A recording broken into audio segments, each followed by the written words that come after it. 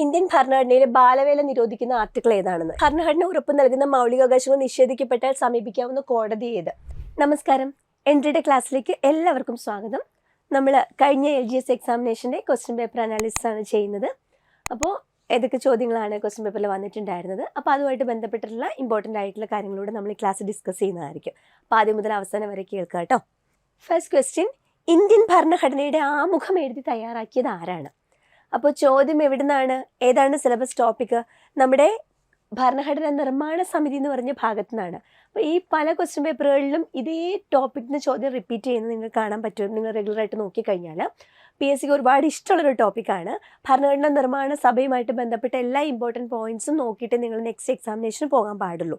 കാരണം അടിസ്ഥാന വിവരങ്ങൾ എന്ന് പറഞ്ഞിട്ട് നമുക്ക് ഭരണഘടനയിൽ ഇമ്പോർട്ടൻ്റ് ആയിട്ടുള്ള കാര്യങ്ങളൊക്കെ പഠിക്കേണ്ടതുണ്ട്. അതിലൊക്കെ ഏറ്റവും ഇമ്പോർട്ടൻ്റ് ആയിട്ടുള്ളൊരു ടോപ്പിക്കാണ്, ഷുവറായിട്ട് നമുക്കൊരു ചോദ്യം പ്രതീക്ഷിക്കാവുന്ന ടോപ്പിക്കുമാണ് ഭരണഘടനാ നിർമ്മാണ സഭ.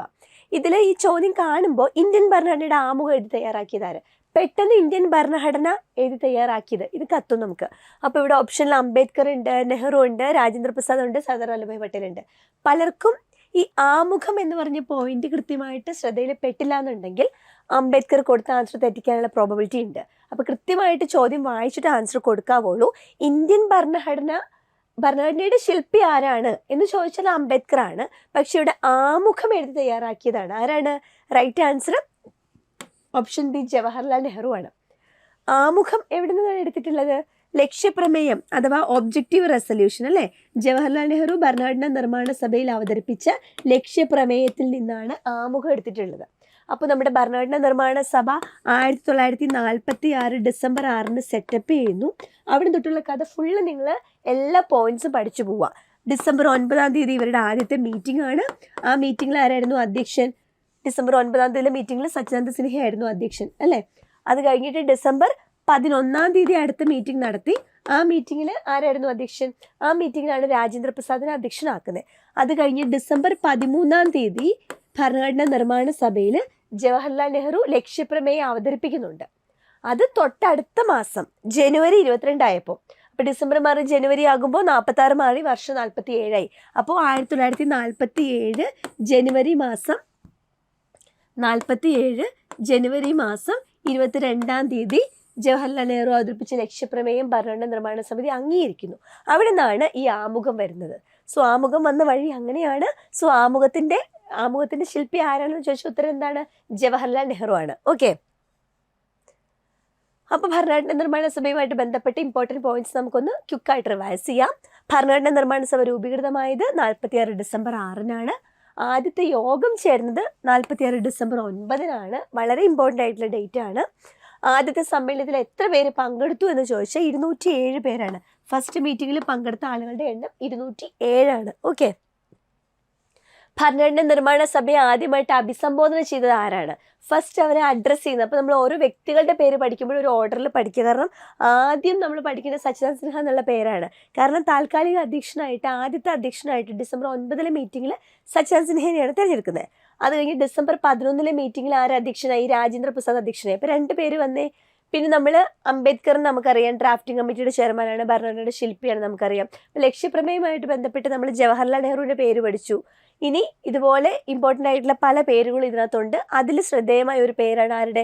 JB കൃപലാനി. അപ്പോൾ ആരാണ് JB കൃപലാനി? നിങ്ങൾ അങ്ങനെ പഠിക്കണം. ആരാണ്? ഭരണഘടനാ നിർമ്മാണ സഭയെ ആദ്യമായിട്ട് അഭിസംബോധന ചെയ്ത വ്യക്തിയാണ് ആര്? JB കൃപലാനി. ഫസ്റ്റ് അവരെ അഡ്രസ്സ് ചെയ്യുന്നത്. ഓക്കെ, ആദ്യ സമ്മേളനത്തിന് താൽക്കാലിക അധ്യക്ഷനാണ് സച്ചിദാനന്ദ സിൻഹ. താൽക്കാലിക അധ്യക്ഷൻ സച്ചിദാനന്ദ സിൻഹയാണ്. സ്ഥിരാധ്യക്ഷൻ രാജേന്ദ്ര പ്രസാദ് ആണ്. ഇവരൊക്കെ അധ്യക്ഷന്മാരാണെങ്കിലും ആദ്യം ആ സഭയെ അഭിസംബോധന ചെയ്ത ആൾ ഇവർ രണ്ടുപേരും അല്ല. പിന്നെ ആരാണ്? JB കൃപലാനിയാണ്. അറിയില്ലാത്തവർ ഇപ്പം തന്നെ പഠിച്ചു പോക്കോളേ. ഇനി കോൺസ്റ്റന്റ് അസംബ്ലിയുടെ സ്ഥിരം അധ്യക്ഷൻ എന്ന ചോദ്യം വന്നാൽ നമുക്കറിയാം അവിടുത്തെ ഡിസംബർ 11 മീറ്റിങ്ങിൽ അവർ തെരഞ്ഞെടുത്ത അധ്യക്ഷനാണ്. സ്ഥിരാധ്യക്ഷനായിട്ട് പിന്നീട് അങ്ങോട്ട് ആരായിരുന്നു? രാജേന്ദ്ര പ്രസാദ് ആയിരുന്നു. കോൺസ്റ്റന്റ് അസംബ്ലിയുടെ സ്ഥിരം അധ്യക്ഷനായിട്ട് രാജേന്ദ്ര പ്രസാദ് തെരഞ്ഞെടുക്കപ്പെട്ടത് എന്ന് ചോദിച്ചാൽ ഡേറ്റ്. അപ്പോൾ 2 ഡേറ്റും എല്ലാം നമുക്ക് അറിയുന്ന ഡേറ്റ് ഒക്കെ ഓപ്ഷനിൽ കാണും. ഡിസംബർ 9, ഡിസംബർ 11, ഡിസംബർ 6 ഒക്കെ കാണും. അപ്പോൾ കൃത്യമായിട്ട് നമുക്ക് ധാരണ ഉണ്ടായിരിക്കണം. ഡിസംബർ 6 സെറ്റപ്പ് ചെയ്യുന്നു. ഡിസംബർ 9 ഫസ്റ്റ് മീറ്റിംഗിൽ സച്ചിദാനന്ദ സിൻഹയാണ്. ഡിസംബർ 11 മീറ്റിങ്ങിലാണ് ആരെ അധ്യക്ഷനാക്കുന്നത്? രാജേന്ദ്ര പ്രസാദിനെ അധ്യക്ഷനാക്കുന്നത്. അപ്പോൾ കൃത്യമായ ധാരണ വേണം. ഡിസംബർ 11. ഭരണഘടനാ നിർമ്മാണ സഭയുടെ ഉപാധ്യക്ഷന്മാർ, അപ്പൊ നമ്മൾ അധ്യക്ഷൻ ആരാന്ന് കണ്ടു, താൽക്കാലിക അധ്യക്ഷനെയും കണ്ടു, സ്ഥിര അധ്യക്ഷനെയും കണ്ടു, ആദ്യമായിട്ട് അവരെ അഭിസംബോധന ചെയ്ത JB കൃപലാനിനെയും കണ്ടു, ആമുഖം തയ്യാറാക്കിയത് ജവഹർലാൽ നെഹ്റു ആണെന്നും പറഞ്ഞു.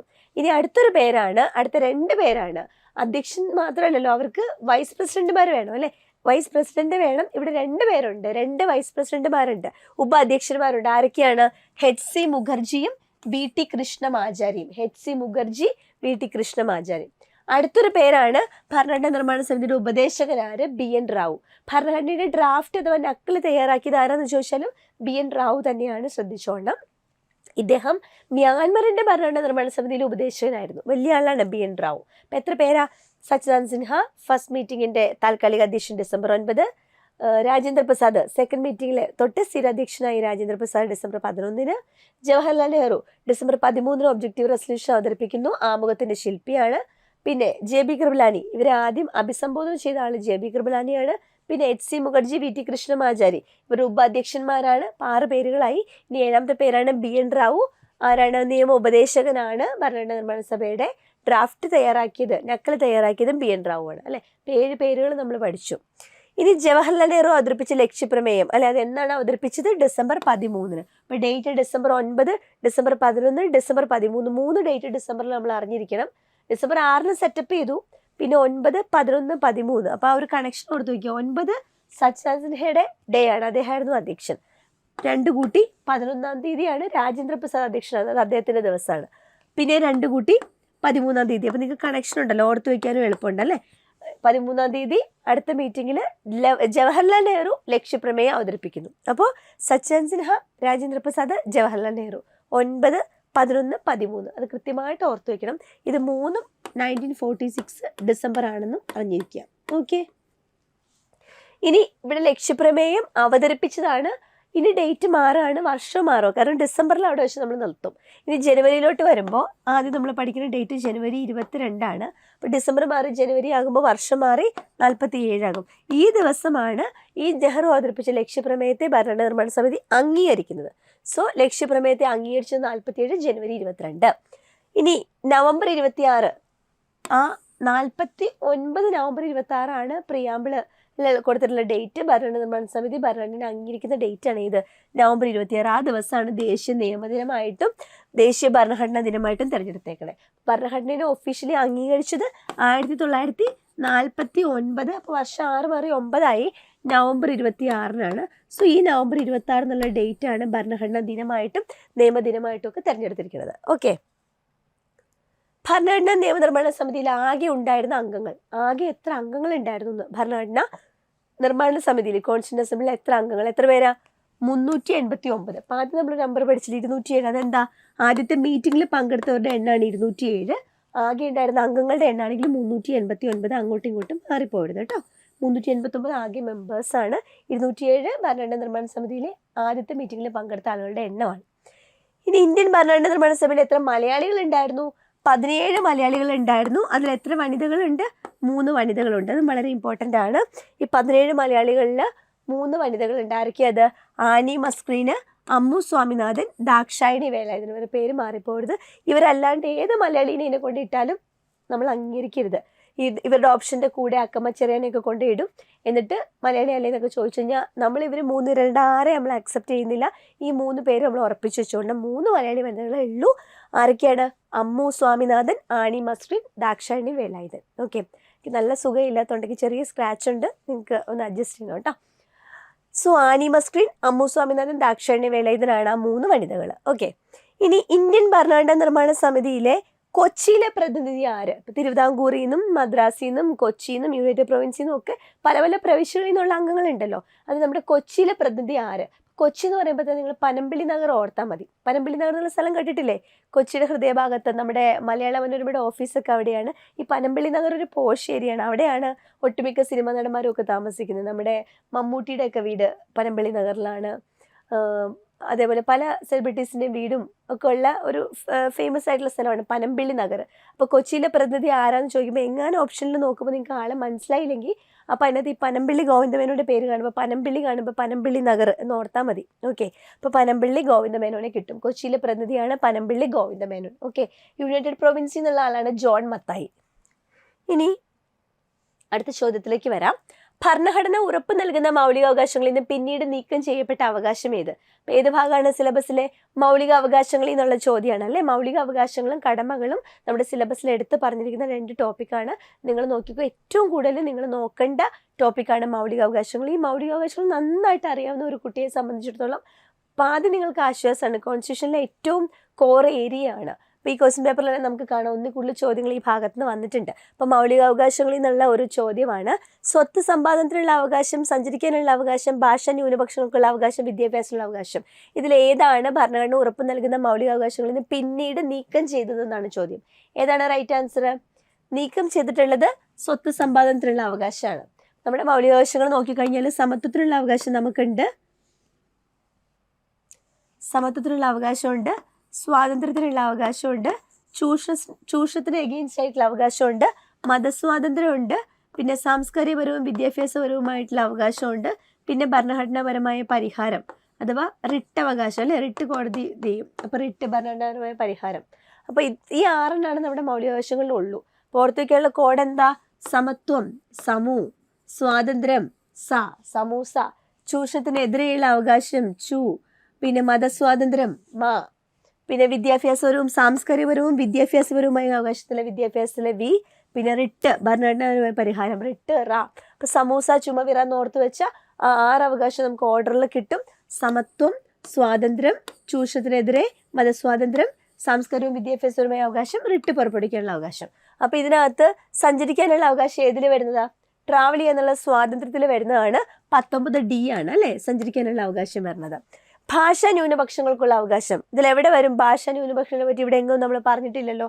അതെവിടെയാണ് വരുന്നത്? ദാ ഇവിടെയാണ്. സാംസ്കാരികപരവും വിദ്യാഭ്യാസപരവുമായ അവകാശം ഉണ്ടല്ലോ. അതിനകത്ത് ഈ സംസ്കാരം, ഭാഷ, ലിപി ഇതൊക്കെ ന്യൂനപക്ഷക്കാർക്കുള്ള സംരക്ഷണമാണ് അതിൽ പറയുന്നത്. ആർട്ടിക്കിൾ 29, 30 ആർട്ടിക്കിൾ 29 പറഞ്ഞ ന്യൂനപക്ഷക്കാരുടെ ഭാഷ, ലിപി, സംസ്കാരമൊക്കെ സംരക്ഷിക്കണമെന്നാണ്. 30 അവർക്ക് വിദ്യാഭ്യാസ സ്ഥാപനങ്ങൾ നടത്തുന്ന കാര്യമൊക്കെയാണ് പറയുന്നത്. അവരുടെ വിദ്യാഭ്യാസപരമായ അവകാശമാണ് പറയുന്നത്. സോ ആർട്ടിക്കിൾ 29 ഭാഷാ ന്യൂനപക്ഷങ്ങൾക്കുള്ള അവകാശം വരുന്നത്. ഇനി വിദ്യാഭ്യാസത്തിനുള്ള അവകാശം. വിദ്യാഭ്യാസത്തിനുള്ള അവകാശം ഏതാണ്? അത് മൗലികാവകാശങ്ങളിൽ കൂട്ടിച്ചേർത്താണ്. 21A 6 വയസ്സ് മുതൽ 14 വയസ്സുള്ള കുട്ടികൾക്ക് സൗജന്യ നിർബന്ധമായ വിദ്യാഭ്യാസത്തെ പറ്റി പറയുന്നു. സ്വത്തവകാശത്തിനുള്ള ആർട്ടിക്കിൾ ഏതാണ്? ആർട്ടിക്കിൾ 300A ആണ്. ഇത് ഈ ഭാഗത്തൊന്നും ഉള്ളതല്ല അല്ലേ, ഇത് ഇവിടുന്ന് എടുത്ത് മാറ്റിയതാണ്. സോ 44 അമെൻമെൻറ്റ് പ്രകാരം മൊറാർജി ദേശായി ഗവൺമെൻറ്റിൻ്റെ കാലത്ത് നമ്മുടെ ഭരണഘടനയിൽ നിന്ന് എടുത്ത് മാറ്റിയ 7 അവകാശങ്ങളിൽ ഒരെണ്ണമാണ് എന്ത്? സ്വത്ത് സമ്പാദനം. നിലവിൽ നമുക്ക് 6 ഉള്ളൂ, നേരത്തെ 7 ഉണ്ടായിരുന്നു. സോ മൗലിക അവകാശങ്ങളുടെ ശില്പി ആരാണ്? സർദാർ വല്ലഭായ് പട്ടേലാണ്. അപ്പോൾ ഓർത്തോളം, ഭരണഘടനയുടെ ശില്പി അംബേദ്കർ, ആമുഖത്തിൻ്റെ ശില്പി നെഹ്റു, മൗലികാവകാശങ്ങളുടെ ശില്പി സർദാർ വല്ലഭായ് പട്ടേൽ. അങ്ങോട്ടും ഇങ്ങോട്ടും മാറിപ്പോരുത്. ഭരണഘടന അംബേദ്കർ, ആമുഖം നെഹ്റു, മൗലികാവകാശങ്ങൾ സർദാർ വല്ലഭായ് പട്ടേൽ. മൗലികാവകാശങ്ങളുടെ സംരക്ഷകൻ എന്നറിയപ്പെടുന്ന ആരാണ്? നമുക്ക് മൗലികാവകാശം നിഷേധിക്കപ്പെട്ടാലും നമുക്ക് അത് നേടിത്തരുന്നത് റിട്ടൊക്കെ പുറപ്പെടുവിച്ച ആരാണ്? കോടതിയാണ് അല്ലേ. സുപ്രീം കോടതിയാണ് മൗലികാവകാശങ്ങളുടെ സംരക്ഷണം എന്നറിയപ്പെടുന്നത്. സുപ്രീം കോടതിയാണ് പരമോന്നത കോടതി. ഇന്ത്യൻ ഭരണഘടനയുടെ ഏത് ഭാഗത്താണ് മൗലികാവകാശങ്ങൾ? പാർട്ട് ഏതാ? ഇനിയും ഈ ചോദ്യങ്ങളൊക്കെ പ്രതീക്ഷിക്കാം. പാർട്ട് 3 3-ാം ഭാഗത്താണ്. ആർട്ടിക്കിൾ എവിടെ മുതൽ എവിടെ വരെയാണ് മൗലികാവകാശങ്ങളെ പറ്റി പറഞ്ഞത്? ആർട്ടിക്കിൾ 12 മുതൽ 35 വരെ 3-ാം ഭാഗം മൗലികാവകാശങ്ങളാണ്. ഭരണഘടന നിലവിൽ വരുമ്പോൾ എത്ര മൗലികാവകാശങ്ങൾ ഉണ്ടായിരുന്നു? എത്ര എണ്ണമാണ്? 7 ഉണ്ടായിരുന്നു അല്ലേ. നിലവിൽ ഇപ്പോൾ എത്ര ഉണ്ട്? ഇപ്പോൾ 6 ഉള്ളൂ. മുമ്പ് മൗലികാവകാശമായിരുന്ന സ്വത്തവകാശം ഇപ്പോൾ എവിടെയാണ്? ഇപ്പോൾ അത് നിയമാവകാശമാണ് അല്ലെങ്കിൽ ഭരണഘടനാ അവകാശമാണ്. ഇപ്പോൾ ഏതാണ്? നിയമാവകാശമാണ് അല്ലെങ്കിൽ ഭരണഘടന അവകാശമാണ്. ഇന്ത്യൻ ഭരണഘടനയുടെ ഏതൊക്കെ ആർട്ടിക്കിളിലാണ് മൗലികാവകാശം പറഞ്ഞിട്ടുള്ളത്? ആർട്ടിക്കിൾ 12 മുതൽ 35 വരെ. ഏറ്റവും ഇമ്പോർട്ടൻറ്റ് 14 തൊട്ട് 32 വരെയാണ്. 14 തൊട്ട് 18 വരെ സമത്വമാണ്. 19 തൊട്ട് 22 വരെ സ്വാതന്ത്ര്യത്തിനുള്ള അവകാശമാണ്. പിന്നെ 23, 24 ചൂഷണത്തിനെതിരെയുള്ള അവകാശമാണ്. 25, 28 മതസ്വാതന്ത്ര്യത്തിനുള്ള അവകാശമാണ്. 29, 30 സാംസ്കാരികവും വിദ്യാഭ്യാസപരവുമായിട്ടുള്ള അവകാശമാണ്. 32 റിട്ട് അവകാശമാണ്. ഓക്കെ. ഇന്ത്യൻ ഭരണഘടനയിലെ മൗലികാവകാശങ്ങളുമായിട്ട് ബന്ധപ്പെട്ട ആശയം ഏത് രാജ്യത്താണ് കടമെടുത്തത്? അത് അമേരിക്കയിൽ നിന്നാണ്. നമ്മളൊരു കോഡൊക്കെ പറഞ്ഞിട്ടുണ്ടായിരുന്നു. മൗലവി ECG ആസ്വദിച്ചു അല്ലെ. മൗലവി മൗലികാവകാശം, പിന്നെ ലാ ലിഖിത ഭരണഘടന, വി എന്ന് പറയുമ്പോൾ വൈസ് പ്രസിഡന്റ്. അതുപോലെ ECGയിലെ impeachment of president, C supreme കോടതി, G ജുഡീഷ്യൽ റിവ്യൂ ആണ്. ആസ്വദിച്ചു എന്നുള്ളതിലെ ആമുഖമാണ്, ബാക്കി സ്വതന്ത്ര നീതിന്യായ വ്യവസ്ഥയാണ്. ഇത് മാത്രമല്ല അമേരിക്കയിൽ നിന്ന് എടുത്തിട്ടുള്ള ഏറ്റവും ഇമ്പോർട്ടൻ്റ് ആയിട്ടുള്ള കുറച്ച് പോയിന്റ്സാണ് പറഞ്ഞ് ഓർത്ത് വയ്ക്കാൻ. അപ്പോൾ മൗലികാവകാശം എവിടെ നിന്നാണ്? അമേരിക്കയിൽ നിന്നാണ്. ഭരണഘടനയുടെ ഏത് ആർട്ടിക്കിളാണ് സ്വത്തവകാശത്തെ പറ്റിയിട്ട് ഇപ്പോൾ പ്രതിപാദിക്കുന്നത്? ഇപ്പോൾ സ്വത്തവകാശം 300A സോ മൗലികാവകാശങ്ങളെല്ലാം തന്നെ നിങ്ങൾ ആർട്ടിക്കിൾ അടക്കം പഠിച്ചോണേ. നിലവിൽ ഭരണഘടനയുടെ ഏത് ഭാഗത്താണ് സ്വത്തവകാശം ഉള്ളത്? അപ്പോൾ സ്വത്തവകാശത്തെ പറ്റി ഇത്രയും പോയിന്റ്സ് ഓർക്കണം. ഇത് നമ്മുടെ ഭരണഘടനയിൽ ഉണ്ടായിരുന്നതാണ് സ്വത്തവകാശം. അതെടുത്ത് മാറ്റിയത് 44ാം അമെൻമെൻറ്റ് 1978 മൊറാർജി ദേശായി ഗവൺമെൻറ്റിൻ്റെ കാലത്താണ്. സ്വത്തവകാശം നേരത്തെ പാർട്ട് 3 ഇപ്പോൾ അത് പാർട്ട് 12 പാർട്ട് 12 എത്രാമത്തെ ആർട്ടിക്കിളാണ്? 300A ആണ്. 300A. അപ്പോൾ 78 44ാം ഭേദഗതിയിൽ എടുത്ത് മാറ്റിയതാണ്. ഇത്രയും പോയിന്റ്സ് ക്ലിയർ ആയിരിക്കണം കേട്ടോ. അടുത്ത ചോദ്യം, ഇന്ത്യൻ ഭരണഘടനയിൽ ബാലവേല നിരോധിക്കുന്ന ആർട്ടിക്കിൾ ഏതാണെന്ന്. ഏതാണ് ബാലവേല നിരോധനം? ബാലവേല ചൂഷണത്തിനെതിരെയുള്ള അവകാശങ്ങൾ 23, 24 രണ്ടെണ്ണം. അതിൽ ബാലവേല നിരോധനം 24 അല്ലേ? ബാലവേല 4 24. അപ്പോൾ നിങ്ങൾക്ക് സമത്വത്തിനുള്ള അവകാശം അറിയാന്നുണ്ടെങ്കിൽ ഇത് ഓർത്ത് വയ്ക്കുക. ഒരു കോഡ് ഞാൻ പറഞ്ഞുതരാം. സമത്വത്തിനുള്ള അവകാശം ഏതാ? നിയമസമത്വം. നിയമസമത്വം ആർട്ടിക്കിൾ 14 അല്ലേ? നിയമസമത്വം. അപ്പോൾ നിങ്ങൾക്ക് വേണമെങ്കിൽ ഇങ്ങനെ ഓർക്കാം. 14 നിയമം എന്ന് എഴുതി വയ്ക്കുക, നിയമസമത്വം. ഓക്കെ, ഇനി ഒരു കോഡ് പോലെ ഓർത്ത് വയ്ക്കുക. നിയമത്തിന് മുൻപിൽ ബാലനും പിന്നെ പട്ടാളക്കാരനും സിവിലിയനും തുല്യരാണ്. ആരൊക്കെയാണ് നിയമത്തിന് മുന്നിൽ തുല്യരായിട്ടുള്ളത്? ബാലനും പട്ടാളക്കാരനും സിവിലിയനും. ഇങ്ങനെ ഓർത്ത് വെച്ചാൽ നിങ്ങൾക്ക് 14ൻ്റെ കൂടെ 24, 34, 44 എഴുതി കഴിഞ്ഞാൽ നിങ്ങൾക്ക് 4 ആർട്ടിക്കിൾസ് ഈ കോഡ് വെച്ച് ഓർത്ത് വയ്ക്കാം. 14 നിയമസമത്വമാണ്, 24 ബാലവേല നിരോധനമാണ്, 34 പട്ടാള നിയമത്തെ പറ്റി പറയുന്നതാണ്, 44 സിവിലിയൻ എന്ന് പറയുമ്പോൾ യൂണിഫോം സിവിൽ കോഡ്. ഓക്കെ, അപ്പോൾ ഈ 4 എണ്ണം ഒരുമിച്ച് പഠിച്ചു വയ്ക്കാം. നിയമത്തിന് മുന്നിൽ ആരൊക്കെയാണ്? ബാലൻ. ഓർഡർ തെറ്റിക്കരുത്. ബാലനും പട്ടാളക്കാരനും സിവിലിയനും തുല്യരാണ്.